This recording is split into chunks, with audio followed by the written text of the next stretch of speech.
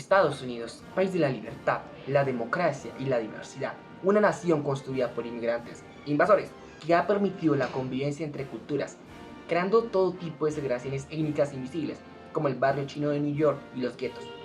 Esta nación ha llevado su libertad y diversidad a otros países de manera pacífica y siempre mediante el diálogo, permitiendo la mejoría de la vida en el mundo. El 2020 se caracterizó por el auge del movimiento Black Lives Matter y posteriores activismos también como lo serían Asian Lives Matter y otros, de claramente tipo y corte racial. También el Latinos Lives Matter, Brown Lives Matter, etc. En ese momento todo el mundo pudo contemplar cómo habían tensiones raciales fuertes y notables en los Estados Unidos, y la reacción del resto del mundo no se hicieron esperar. El consenso de la mayoría de gente fue el siguiente: este país está obsesionado con la raza. Si eres latinoamericano o español, es posible que hayas visto a muchos americanos, gringos más bien, debatir sobre temas de tipología racial, ya sea el whitewashing, el blackwashing, el blackfacing, la N-word, etc. Y es probable que hayas llegado a la conclusión: wow, los americanos están jodidamente obsesionados con la raza. Y es verdad, pero no son los únicos. Canadá y Reino Unido siguen existiendo. Pero sí, tal vez son los que lo hacen ver más notable, especialmente en internet. Y bueno, ¿por qué? No hay un solo por qué. Cada grupo étnico tiene su propia historia. Cada grupo racial que ha sido discriminado o marginado en Estados Unidos tiene su propia historia y su por qué sufrió esta discriminación. En algunos casos fue el color de piel, la herencia colonial, la concepción de estos países como invasores, la diferencia, guerras, la diferencia cultural como el lenguaje o la religión, herencia de Reino Unido, entre otros muchos motivos, ha influido en que este país no considere a todas las personas como dignas de merecer los mismos derechos y el mismo trato, de que considera a ciertos grupos como que no son white, pese a que evidentemente lo son, y de que excluye y margine a ciertos grupos. Vamos a explicar cada uno de ellos lo más pronto y rápido posible, los más importantes de ellos, puesto que como les digo han existido bastantes clasificaciones, pero vamos a hacerlas más generales. Y bueno, empecemos con el que se considera el grupo que más ha sido dañado, o uno de los grupos que más ha sido dañado en toda la historia de Estados Unidos. Lo ha sido desde la época colonial: los nativos americanos. Los indígenas, nativos o aborígenes americanos. Por supuesto, hay que aclarar que este grupo no es homogéneo y a nivel étnico, cultural, físico, etc. comparten bastantes diferencias las tribus y los herederos de las tribus entre sí. Pero en el estándar y en la perspectiva de la sociedad americana son todos exactamente lo mismo, por más que sean diferentes entre sí. Y es que el estándar que se usa para medirlos es que todos fueron perseguidos por el Imperio Británico. Bueno, más bien masacrados por el Imperio Británico. Ustedes entienden que esa gente no era nada pacífica, pero se entiende el punto. En la actualidad son el grupo racial más pequeño de los Estados Unidos y según el censo europeo se divide en dos partes: nativo americano de Alaska y nativo americano de Hawái principalmente. Existen varias dificultades en su clasificación, pues se sabe que personas blancas, negras y latinas tienen una alta presencia de variedad genética que puede estar vinculada a ellos, pero no cumplen necesariamente con los estándares físicos, culturales, ni se llegan a identificar como tal o a vivir las experiencias de un nativo americano, que son muy particulares. Este grupo a lo largo de la historia se ha enfrentado a varios tipos de discriminación, que incluyen el genocidio, el borrado lingüístico, el colonialismo cultural, la pérdida de terrenos, el cambio de su historia, etc. Varios ejemplos de estos se encuentran en la historia, incluso en la moderna.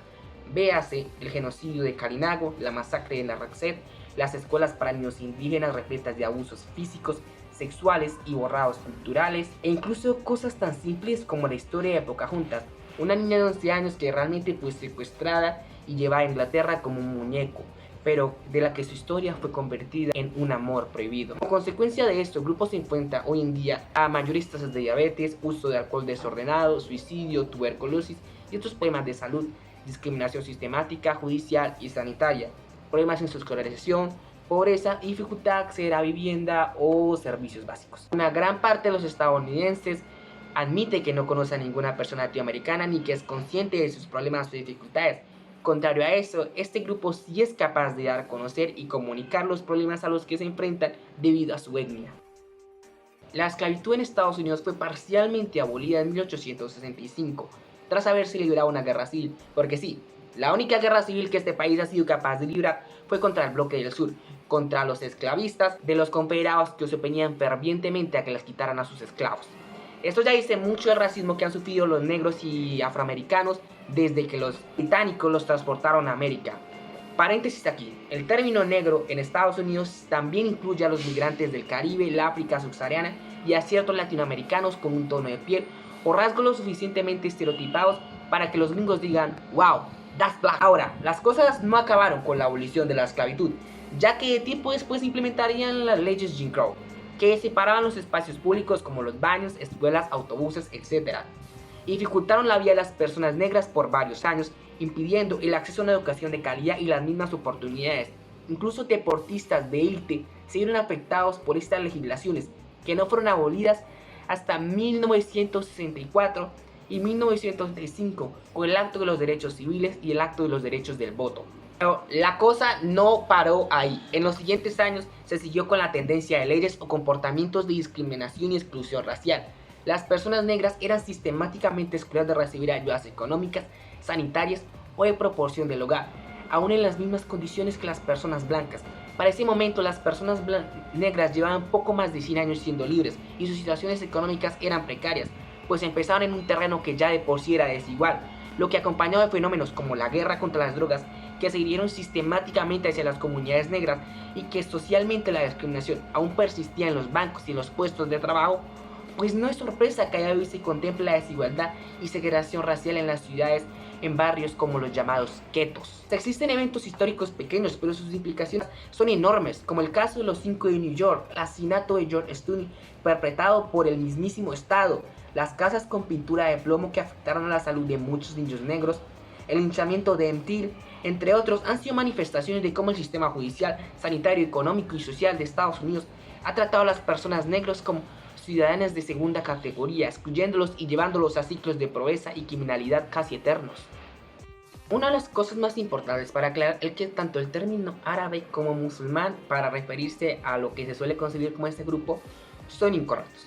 Generalmente se usan para referirse a un conjunto de grupos y etnias que tienen ciertas similitudes étnicas, culturales, lingüísticas, etc. Pero definamos realmente qué es cada una. Por una parte, árabe son las personas que hablan una lengua árabe, que hablan una lengua arábica. Es como el equivalente a anglosajón. Y por otra parte, musulmanes son aquellos que siguen generalmente pues, la religión islámica. Especialmente también se usa mucho con quienes nacen en países de corte islámico o de mayoría islámica. Depende del hablante y cómo lo use y de la zona. Pero pues generalmente es común que se usen como etiquetas de tipo racial para clasificar a cierto grupo de personas, pero que de por sí de idéntico muchas veces no tienen nada.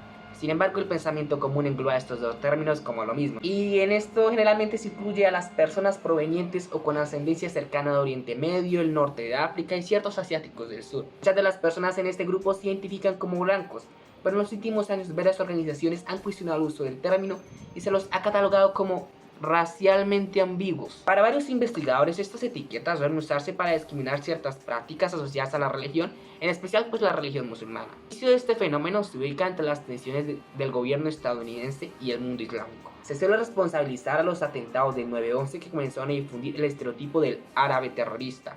Estereotipos o realidades han sido exageradas y utilizadas para justificar la violencia y el acoso contra este grupo, al punto de llegar a las calumnias. Uno de los más reconocidos es acusar a los hombres árabes de objetificar y maltratar a las mujeres, ser culturas irreconciliables con los derechos humanos, ligarlos a la pobreza o el aborto por sexo, etc. Pero realmente eso inició con el 9/11 y los árabes. El inicio de esta discriminación es en 1907 con las migraciones de personas de la India a Estados Unidos, en especial California. Para esta ola de migración, los nativos estadounidenses ya comenzaron a tejer estereotipos y discriminación, conocidos como el sentimiento anti-indio, que se confirmaría en leyes. Véase el fallo de Estados Unidos versus Bhagat Singh, en el que la Suprema Corte considera a las personas hindú como no blancas y no elegibles para la ciudadanía, argumentando grandes diferencias raciales entre ambos grupos. Para 1979 se produjo la crisis de rehenes de Irán, tras varias tensiones entre figuras políticas de los dos países, lo que causó una serie de protestas y sentimientos anti-Irán. En esa misma época nació el grupo Dotbuster, que se encargaba de sistemáticamente atacar a personas indias. Junto al 9/11, los atentados terroristas en Europa, grupos como el ISIS y la idea de estos grupos demográficos como machistas incapaces de adaptarse a la cultura de los países a los que emigran, se tejió una discriminación social en la que los tres grupos eran concebidos como similares para el ciudadano común y los mismos neonazis. Uno de los rasgos por los que estos grupos se consiguen como iguales, pese a sus diferencias técnicas, se debe a los burqas, hijab o turbantes presentes en sus culturas. Esto incluso afectó a personas cristianas generalmente con ascendencia africana, ya que el factor de ser negro puede ser bastante importante. Por ejemplo, Balbir Singh Sood, un hombre indio de la religión Sikh, fue asesinado en 2001 en Arizona por un supremacista blanco que pensaba que era un musulmán terrorista debido a su turbán. En muchos países europeos esta discriminación se manifiesta prohibiendo el uso de burka o ciertos tipos de este en escuelas o todo tipo de espacios públicos. Esta discriminación es más común hacia las mujeres, ya que sus decisiones en el Islam suelen ser infantilizadas. Zonas de Irán, Libia, Irak, Somalia, Sudán y Yemen han sido sometidas a detenciones y suspensiones de visa debido a la firma de la Orden 13.729 del gobierno de Trump, que busca combatir el terrorismo del Islam. A su vez, en múltiples países, incluidos Estados Unidos, personas de la variedad de etnias han sido sistemáticamente detenidas y sometidas a requisiciones solamente por lucir demasiado árabes. La situación de los árabes, el expansionismo del Islam y la migración a Europa y Estados Unidos solamente ha acrecentado las tensiones entre los grupos. Es probable que nos espera un largo camino con respecto a este fenómeno de discriminación. Mi gente latino. Uno de los principales problemas que existe en internet entre los estadounidenses y los latinoamericanos es el uso del término. Incluso en ocasiones se involucran los europeos. Pero hoy no vamos a hablar de eso, ya que nos estamos refiriendo a Estados Unidos. Así que voy a explicar cuál es el estándar que existe en este país para definir a alguien como latino. Legalmente, según el Census de Bureau de 2000, latino es una etiqueta extra de origen, una identidad que se añade a la categoría racial, que tiene influencias en la forma de socializar de los habitantes de Estados Unidos. La definición exacta pues dice algo así: las personas que se identifican con los términos hispano o latino son clasificados por sí mismos en una de las categorías específicas de hispano o latino del Census del 2000 o cuestionario ACC. Esta lista incluye mexicano, puertorriqueño y cubano. A su vez indica que hay tres categorías de español, hispano o latino. El origen puede ser visto como herencia, nacionalidad, linaje o país de nacimiento de la persona, sus padres o ancestros antes de que llegaran a Estados Unidos. Las personas con origen español, hispano o latino pueden ser de cualquier raza. En la práctica está cerca y lejos de ser así, ya que como vemos es toda una confusión. No importa en cuántas fuentes consultes o a cuántas personas de Estados Unidos les pregunten, las definiciones pueden variar.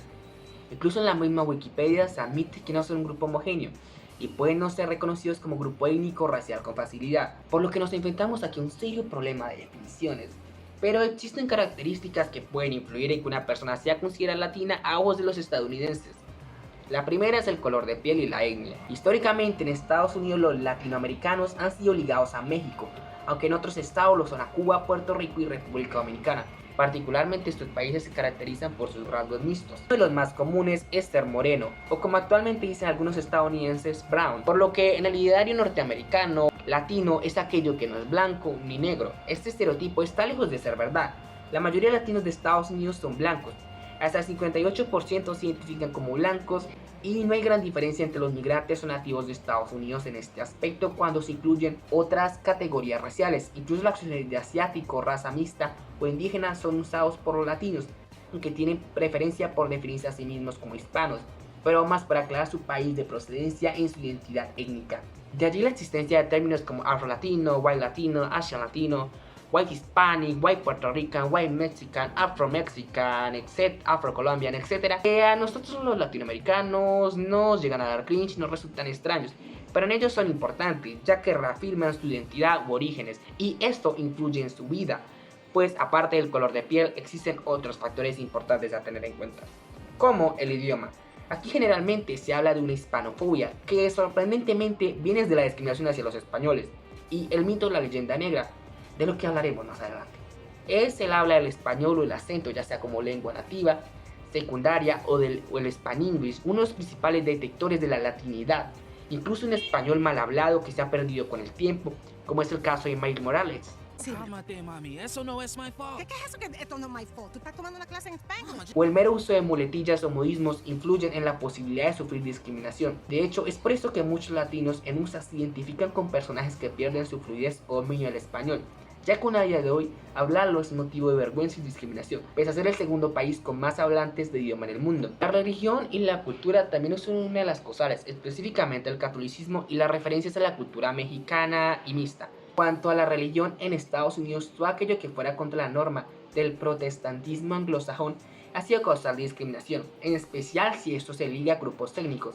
En el caso del catolicismo se lo suele conectar con los irlandeses, los italianos, los españoles, los polacos y los latinoamericanos. El tema cultural, por otra parte, es más complejo. Los latinos han construido sus propios barrios y guetos, en ocasiones en conjunto a las personas negras. En estos círculos las afinidades culturales han destacado, por sobre las diferencias y enemistades entre países. Por supuesto, también existen. Si son latinos lo deben saber. Por lo que en Estados Unidos se ha creado una propia cultura latina, que es más bien una combinación entre la cultura de varios países, en especial la de México, con la propia cultura estadounidense. Pero existen ciertas zonas y barrios destinados a ciertas nacionalidades, por lo que en estos puntos específicos la cultura puede ser levemente diferente. La convivencia en estos barrios incluye y modifica mucho la vida de quienes se identifican como latinos, ya sean migrantes o no. Y como este país lo obsesiona la raza, pueden influir otras cosas como tu apellido. El origen de esta discriminación proviene de los conflictos entre los anglosajones, los españoles y los portugueses, que comenzó a acrecentarse y a hacerse más visible debido a conflictos como el de Texas, California y Florida. Los nativos de estos territorios fueron sometidos a segregacionismo en los espacios públicos como bares y escuelas, linchamientos sistemáticos, etc. Se presentaron periodos como la matanza entre 1910 a 1920, en los que sistemáticamente mexicanos eran asesinados o atacados. Entre épocas como la Gran Depresión, migrantes o nativos fueron sistemáticamente deportados. Estados como Texas prohibieron a los latinoamericanos formar parte de un jurado hasta 1954 en el caso de Hernández versus Texas. A su vez, con la intervención de Estados Unidos y la Unión Soviética en las políticas latinoamericanas, siendo constantes de dictaduras, guerrillas y golpes de estados que inestabilizaron las economías latinoamericanas y causaron olas migratorias que persisten a día de hoy, véase Cuba, Venezuela y al mismo Puerto Rico. El sentimiento antimexicano se convirtió en distintos comportamientos de racismo, etnocentrismo, anticatolicismo, hispanofobia contra distintos grupos que en muchas ocasiones ni siquiera hablan el mismo idioma, véase los brasileños. Es importante saber que generalmente identificarse como latino, hispano, de la mano con haber sufrido una carga de discriminación y que este tipo de discriminación a día de hoy no ha parado. Pensaba seguir hablando con los asiáticos, que son otro de los grupos más notables en la actualidad, pero ya que hablé del tema de la discriminación del español y el catolicismo, me pareció pertinente seguir con el grupo de europeos que ha sufrido discriminación en este país. Los españoles, los franceses y los italianos y los irlandeses y los alemanes y los rusos y posiblemente también los portugueses, porque aquí para todos. Nivel étnico, estos países son de mayoría blanca, cualquier latino estaría de acuerdo con eso. Pero esto no ha impedido que se desarrollaran fenómenos de discriminación hacia las personas de estas nacionalidades o ascendencias, algunas más importantes y graves que otras. Es un fenómeno al que yo le llamo el blanco que no es blanco, y en el caso de Estados Unidos sería más el blanco que no es white. Igual que sucede con los latinoamericanos, factores como el acento, costumbres, vestimentas, lengua, religión, procedencia, etc. influyen que en la historia de actualidad de Estados Unidos se pueda o no acceder a los derechos y servicios básicos. Esta escena que les voy a mostrar es de hecho una graciosa muestra de cómo ha funcionado el racismo a lo largo de la historia de este país. Bueno, ya que lo pregunta, odio a los negros. Odio a los judíos, a los hispanos, a los irlandeses, a los italianos y a los chinos. Pero vive Dios que los que más asco me dan son los nas. En realidad, era por cuyas venas no corra sangre aria pura. Los motivos y grupos han sido variados y algunas discriminaciones a día de hoy ya son residuales o casi inexistentes. Y sí, una gran parte de ellos son de hecho herencia de Papi Reino Unido. Por ejemplo, en el caso de los españoles y la leyenda negra, los italianos a causa del divorcio del rey George IV y los irlandeses. El anticatolicismo ha sido otra de las cosas más aplicables nuevamente a países como Francia, Italia, España, Irlanda, etc. En el caso de España además aplica con mayor fuerza por la discriminación que había hacia el español. Sin embargo, las rivalidades políticas, en especial con aquellos grupos con los que el gobierno americano no quería ser legado, también tuvieron influencias en estas conductas, como el caso de los italianos detenidos bajo sospecha de ser espías del fascismo en la Segunda Guerra Mundial, el caso de los alemanes con los nazis y los centros de detención aprobados por la proclamación presidencial 2526, y recientemente, pero también en el pasado, los rusos, en la cultura general siendo representados como los principales enemigos de los estadounidenses, siendo unos malvados comunistas y ahora siendo vinculados a la guerra de Ucrania. En algunos grupos esto incluso tuvo una influencia en su estatus legal o social. como la Ley de Inmigración de 1924 y la de Inmigración y Nacionalidad de 1965, que concedía privilegios a los europeos de Oriente y el Norte por sobre los del sur occidental, específicamente priorizando a los países germanos y protestantes, afectando esto especialmente a los españoles, italianos e irlandeses. Estos dos últimos fueron víctimas de una persecución sistemática mayor, en la que se presentaron condiciones laborales deplorables hacia los migrantes, linchamientos como los de Nueva Orleans de 1981, asociación de ambos grupos a los gángsters y las mafias. En el caso de los irlandeses, se presentaron fenómenos de darwinismo social. Muchos americanos se creían biológicamente superiores a los irlandeses y eso influyó en sus tasas de arresto, pobreza y delincuencia. Incluso por un tiempo se creyó que en muchas ofertas laborales se especificaba que los irlandeses ni siquiera intentaron aplicar, pero por lo visto es un mito de una conducta que realmente era residual. Los descendientes franceses, en específico los que habitaron en Luisiana y Vermont, sufrieron una fuerte discriminación y persecución. Esto de hecho también pasó en Canadá y Quebec. Por algo incluso una ley de esterilización en Vermont que atacó sistemáticamente a los francófonos canadienses de bajos recursos. En la actualidad los españoles y portugueses pueden ser clasificados como hispanos o latinos en ciertos censos y estudios. Se cree que la discriminación hacia ellos es de las que más sigue persistiendo a día de hoy hacia los europeos blancos en Estados Unidos. Aún así, existen varias organizaciones de descendientes de las nacionalidades que mencioné anteriormente para hacer memoria, estudios y mantener la cultura de sus grupos étnicos. Usamos el término Asian en Estados Unidos y de hecho por influencia de estos mismos también tiene este mismo terminología y este mismo significado en el resto del mundo, incluido Latinoamérica. No solemos referir a personas provenientes o descendientes de Corea, China, Japón, Taiwán, etc., que conservan parte de sus rasgos étnicos, particularmente el rasgo de los ojos, pues rasgados. Otros grupos como los tailandeses y filipinos son incluidos en esta etiqueta y en ocasiones los indios y los rusos asiáticos. La etiqueta de este grupo por lo general suele abarcar a los inmigrantes, sus hijos y los adoptados asiáticos, en especial los adoptados de familias blancas. Desde la primera llegada de grupos asiáticos, específicamente chinos, a Estados Unidos, comenzó a tejerse todo un sistema de discriminación, notándose en el acto de naturalización de 1790 que hacía a los asiáticos inelegibles a la ciudadanía estadounidense. Durante la Revolución Industrial, pero especialmente en la Gran Depresión, a causa de la crisis por la que pasaban varios trabajadores y que los trabajadores chinos estaban dispuestos a tomar los peores trabajos con pésimas pagas, se empleó una retórica que se le conoce como el Yellow Peril, que señala a las personas del este y sureste de Asia como un potencial peligro para Occidente, señalándolos como violadores de mujeres blancas, peligrosos, primitivos e incluso sobrenaturales y místicos. Es importante destacar que desde entonces, y aún a día de hoy, aunque es un poco más raro, pero aún así sigue siendo común utilizar el término yellow o amarillo para describir a ciertas tonalidades de piel ligadas a los asiáticos, aunque he escuchado por parte de algunos activistas antirracistas que esto es algo racista. No sé, no tengo conocimientos y la verdad no he investigado lo suficiente, así que por el momento me abstendré de usar la palabra para describir a alguien.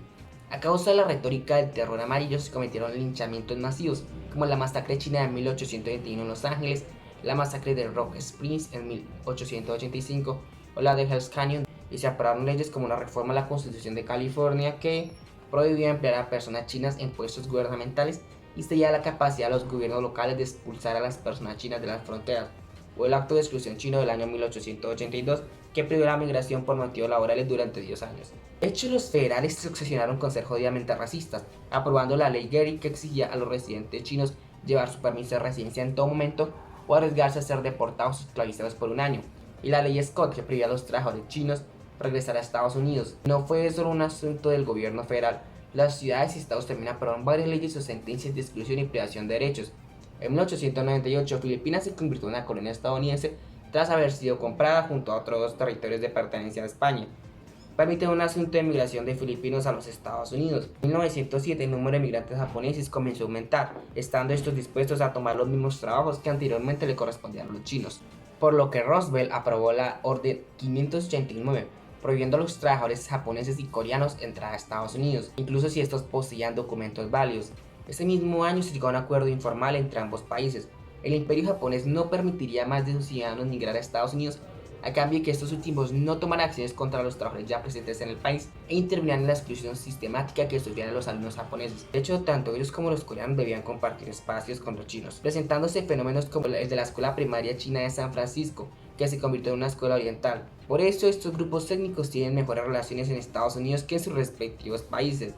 Ahora, Para los japoneses la felicidad no duró mucho, ya que en tan solo 10 años se aprobó la Ley de Inmigración de 1917, que prohibía la migración asiática, en general a su vez que de otros grupos como los homosexuales, los anarquistas y los discapacitados. En 1930, los disturbios de Watsonville en California involucraron a una turba de 500 hombres y jóvenes blancos que provocaron 5 días de ataques violentos contra trabajadores agrícolas filipinos y la muerte de un trabajador que recibió un disparo en el corazón.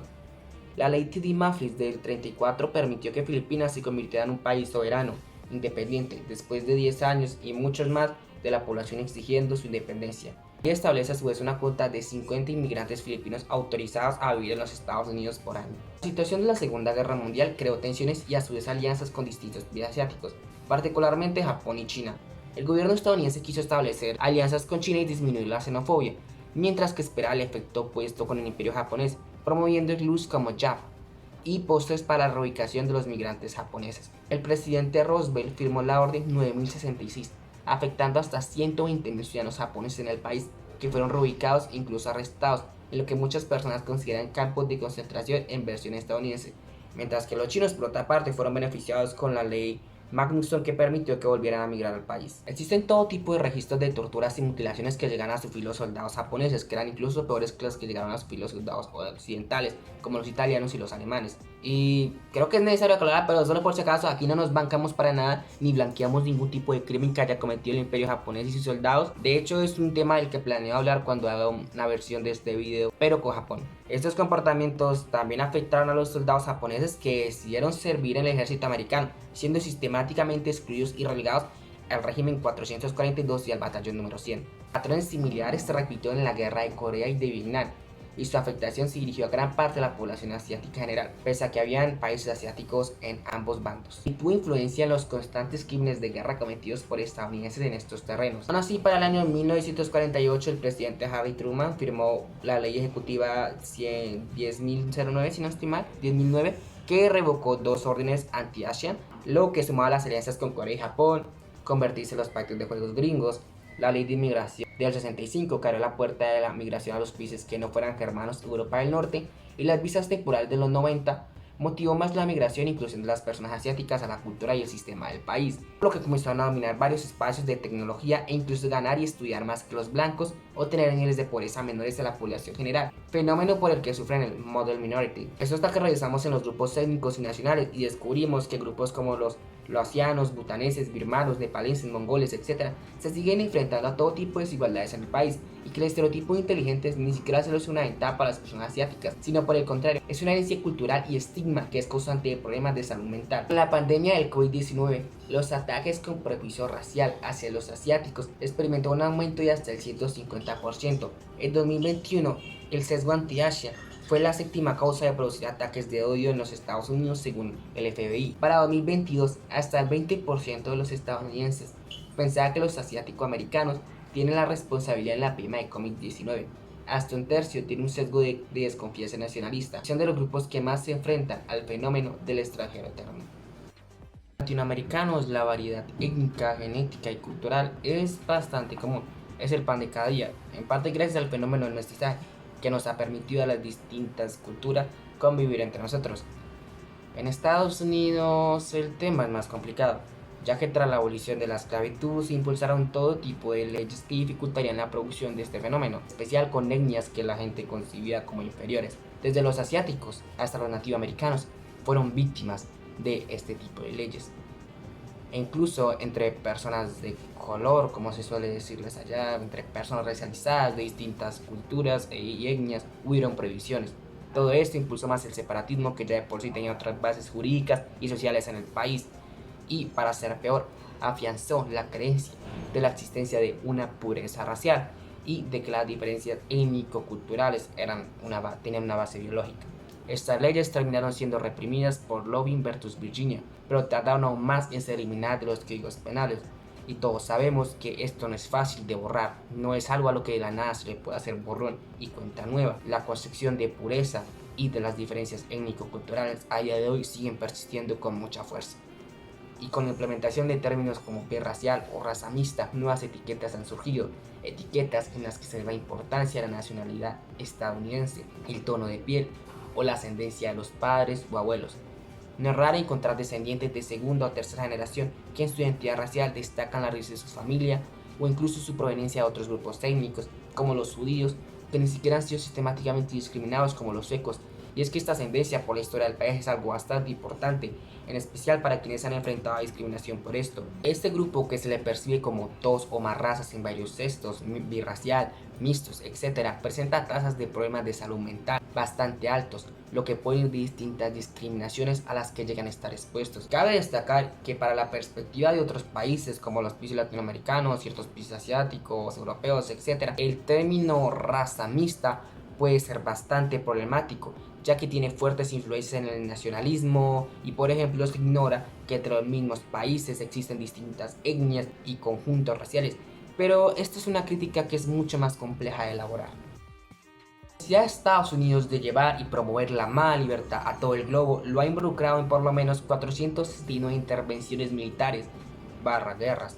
Solo por poner algunos ejemplos: las guerras indias, la invasión de Canadá, la guerra México-estadounidense, las guerras berberiscas, la presencia en la guerra civil argentina, el caso Baltimore, la intervención en Bluefields, la guerra hispano-estadounidense, la ocupación estadounidense de Veracruz de 1914, la ocupación de Haití de 1915 al 34, la ocupación de República Dominicana del 16 al 24, la toma de Panamá, la invasión de la Bahía Cochinos, las dos guerras mundiales, la guerra de Corea, el apoyo a las dictaduras derechistas de la TAM, la guerra de Vietnam, la guerra del Golfo, la invasión a Libia. Solo desde la Segunda Guerra Mundial han invadido más de 60 países, lo que equivale a más de uno de cada 4 países.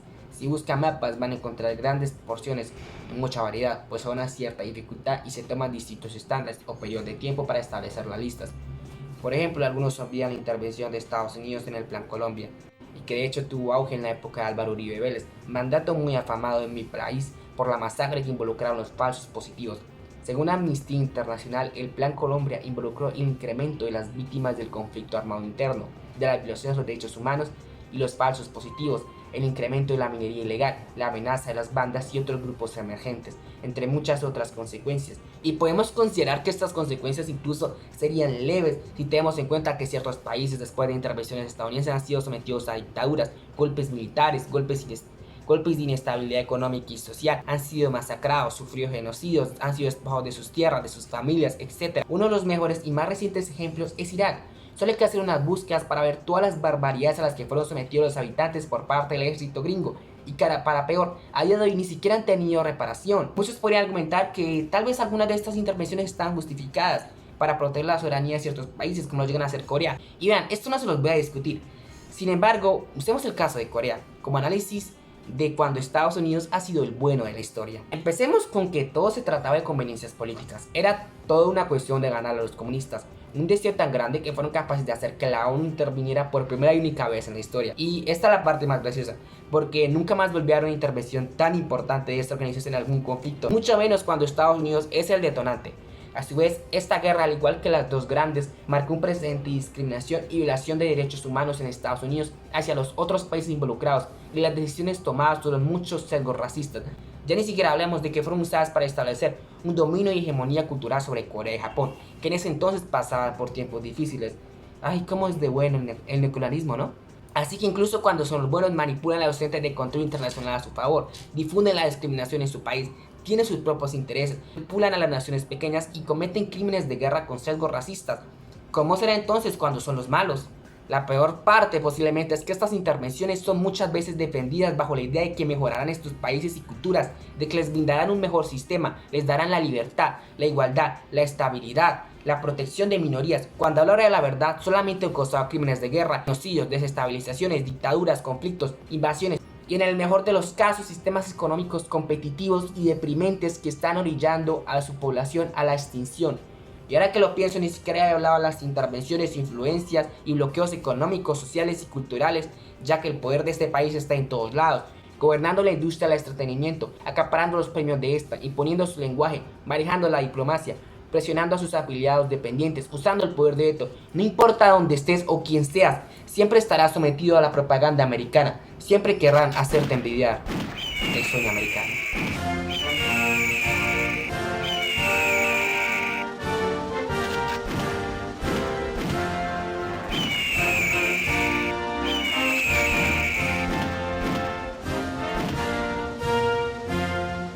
Cuando hice este guión no tenía conocimiento de la situación entre Palestina e Israel, así que por eso no lo mencioné en el video y su corrección iba a ser algo bastante complejo.